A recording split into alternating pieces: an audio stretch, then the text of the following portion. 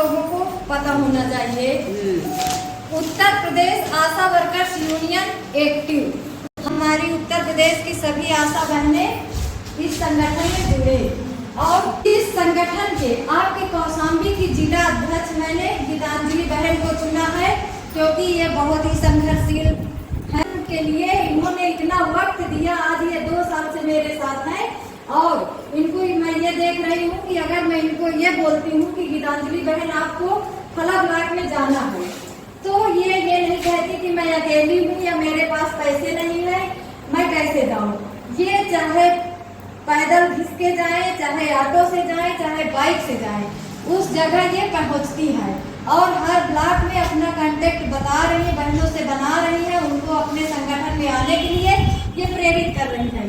तो इसमें हमें ये अच्छा लगा कि ये बहन हमारी संघर्षशील है और अपने संगठन के लिए ये कुछ कर सकती है, क्योंकि संगठन जब बनाया जाता है तो जब अगर हम हर ब्लॉक में मीटिंग करते हैं तो उसमें हमें एक्टिविटी दिखती है कि हमारी किस ब्लॉक की कौन सी बहन एक्टिव है, और अगर हमने कोई मैसेज पास किया है तो कौन सी बहन हमें उसका जवाब फोन करके दे रही है कि हाँ दीदी कहाँ चलना है, हमें कौन सा काम करना है, आगे क्या करना है।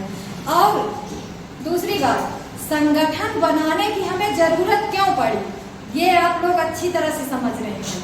हम लोग कोई 2006 से, कोई 2007 से, कोई 2017 से काम बराबर करता आ रहा है, लेकिन जिस समय हमारी नियुक्ति हुई है उस समय हमें ये बोला गया था कि आप लोग समाज सेविका हैं। हम लोग समाज सेविका हैं, हम भी ये समझ के काम करते हैं। भाई हमें सरकार ने रखा है समाज सेवा के लिए, जो हमारे पास टाइम रहेगा हम डिलीवरी कराएंगे, टीकाकरण कराएंगे, उसका पैसा हमें सरकार देगी और हम बैठ के घर में क्या करेंगे, चलिए यही हमारी समाज सेवा हो जाएगी, हमें 2 पैसे का सहारा भी मिलेगा। हम लोग सिर्फ ये समझ के चले थे ना, हमें तो ये नहीं दिखाया गया था कि आज हम आपको एक मोबाइल पकड़ा कर एक मोबाइल ऑपरेटर बना देंगे और उसमें हम आपको 1 रुपया नहीं देंगे। ये सरकार ने हमसे वादा नहीं किया था, तो इसी के विरोध में ये संगठन बनाने की हमें जरूरत पड़ी है, क्योंकि आज हमें हर गली में, हर मोहल्ले में, हर कोने में ढकेला जा रहा है कि आभा कार्ड बनाइए, आयुष्मान कार्ड बनाइए। पहले तो मैं उसी पे बात करूंगी कि जितने भी आयुष्मान कार्ड बने हैं, क्या किसी आशा का आज तक आयुष्मान कार्ड से इलाज सही तरीके से हो रहा है, इसका कोई हमारी आशा बहन फायदा दे रही है। तो और ये भी हो रहा है कि जो आशाएं बना के दे रही है वही आयुष्मान कार्ड फेल हो रहे हैं, तो इसमें भी हमें पब्लिक की वो सुननी पड़ती है।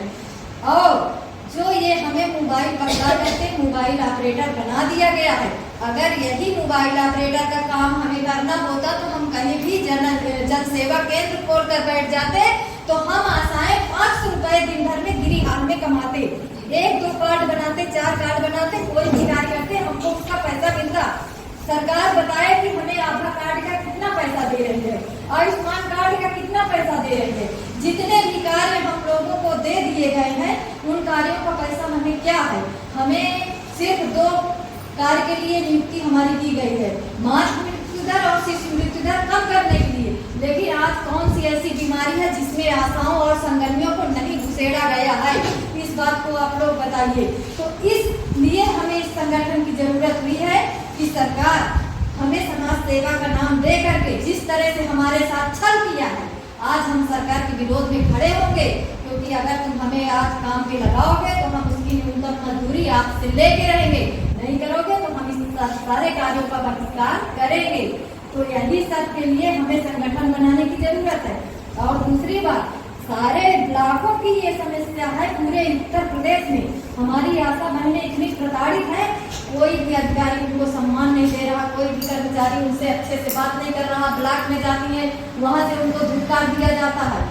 जितने भी प्रसव केंद्र बने हैं आज एक वसूली का धंधा बन गया है, 9 महीने की देखभाल हम लोग करते हैं और हर सेंटरों पे 1500, 2000, 5000 की वसूली हमारी एमए करती है। उसमें बताइए हम मरीज को गांव से लेके जाते हैं, बदनाम कौन हो रहा है, आशा हो रही है, उनको मरीज खुल के बोल देता है कि आशाओं को इसमें कमीशन मिलता है, मरीज बोल देता है। बताइए कोई समझदार मरीज हुआ तो आशा को समझा, नहीं तो फायदा किसका हुआ, आपके एनएम को हुआ, अधिकारी को हुआ, आशा को क्या मिला। तो हम कब तक गुलामी की जंजीरों में काटते रहे। सारे कार्यों का हमें विरोध करना है। हमें जो हमसे सरकार काम कराए उसका हमें हमारी न्यूनतम मजदूरी तय करे। हम लोग आधार कार्ड बनाने के लिए प्रतिदिन निकालते हैं, तो कम से कम नई सरकार कहती 400 न्यूनतम मजदूरी है, तुम हमें 350 दो, 300 दो। हमने कभी कार्य का बहिष्कार हम लोग नहीं करेंगे, लेकिन हमसे मुफ्त में कार्य कराओगे तो हम आपके खिलाफ खड़े होंगे। और हमारा अधिकारी जो आज हमें नहीं समझ रहा है, हम जिस दिन एक हो जाएंगे, अपने अधिकारी के खिलाफ खड़े हो जाएंगे, वो अधिकारी हमसे हमारा कुछ नहीं फाड़ सकता। इसका मैं आपको प्रमाण दे रही हूँ। हमारे प्रयागराज में क्या हुआ, हमारी कई आशाओं के साथ ऐसा हुआ। कमला नेहरू कैंसर की जो इतनी बड़ी हॉस्पिटल है कमला नेहरू, वहाँ हमारी एक आशा बहन गई दिखाने वाली सुने थे, और वहाँ का डॉक्टर उसको थप्पड़ मार दिया। किस लिए?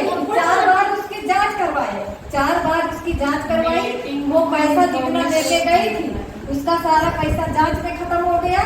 तो उसने कहा सर मेरी फाइल आज दे दीजिए, मैं अगले दिन आकर के जांच कराऊंगी, पैसा मेरा खत्म हो गया। वो डॉक्टर बीरबल छल हो करके उसको थप्पड़ मार दिया। इसके बाद उसने हम लोगों से बताया, क्या बात बताया कि दीदी ऐसी ऐसी बात है। हमने कहा कल उससे पहले जाके बोलो कि थप्पड़ तुमने क्यों मारा। 40-45 आशाएं गई वहाँ, तो कहता है और मारूंगा, टार्च उठा लिया दोबारा। उसकी बहन बोल रही कि कल भी आपने मारा और आज भी आप मारने की धमकी दे रहे हैं, और ज्यादा बोलोगे तो और मारूंगा। हमने कहा ठीक है आप लोग वहां से चलिए आए।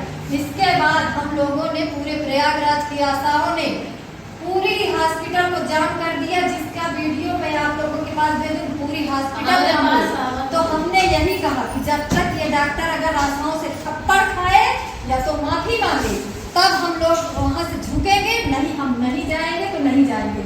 अंत में समझ लीजिए पूरी इलाहाबाद की फोर्स लग गई, हम लोग डट गए। कितनी बसें हमारी आशाओं की कहीं जाम में उधर फंस गई, आने ही नहीं दिया गया, लेकिन जो आशाएं थी वो डटी रह गई।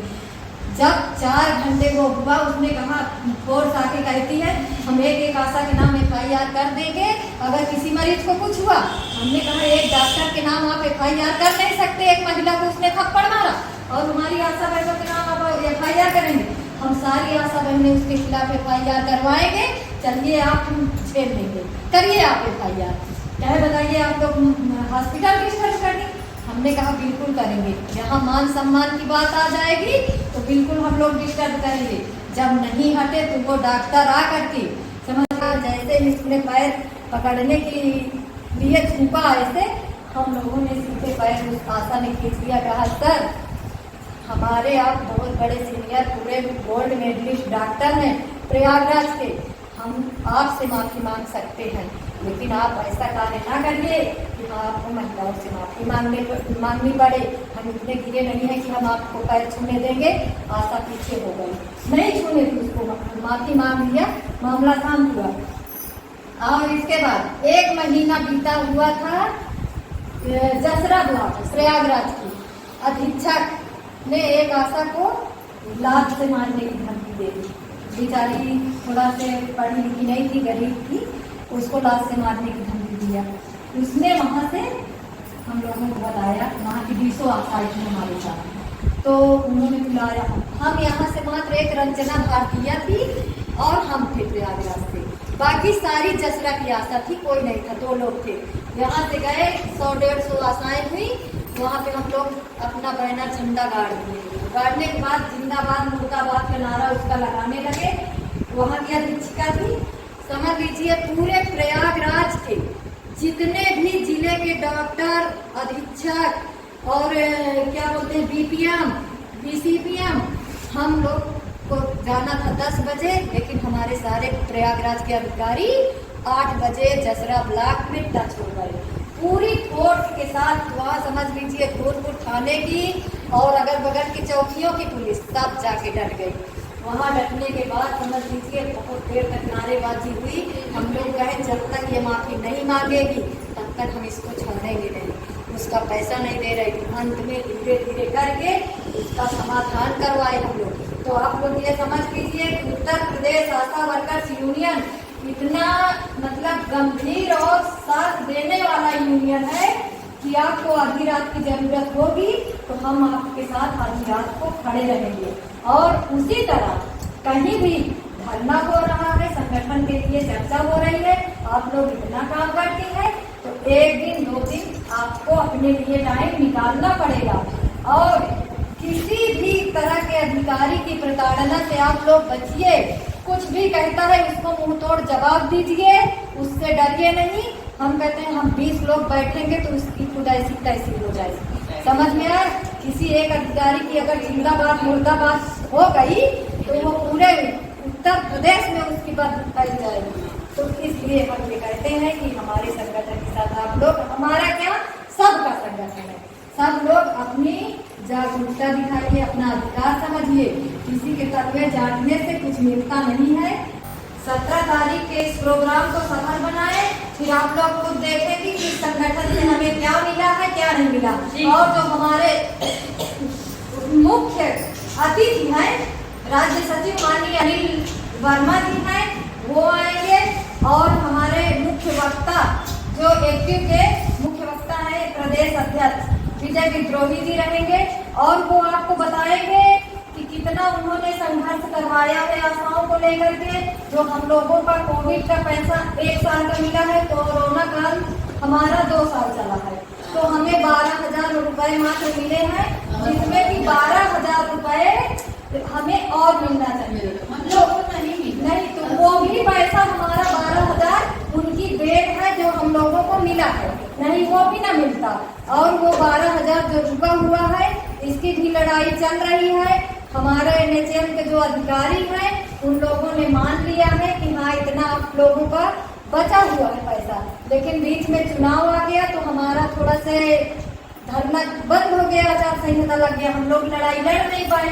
अब जो जिस पैसे को उन्होंने कबूला कि 1 लाख एक आशा का कम से कम 50-50 हजार रुपए NHM ने कबूला है भैया कि ये हुआ है। और 45वें 46वें श्रम सम्मेलन जब तुम हमें दो, तो इसकी लड़ाई हमें लड़ना है।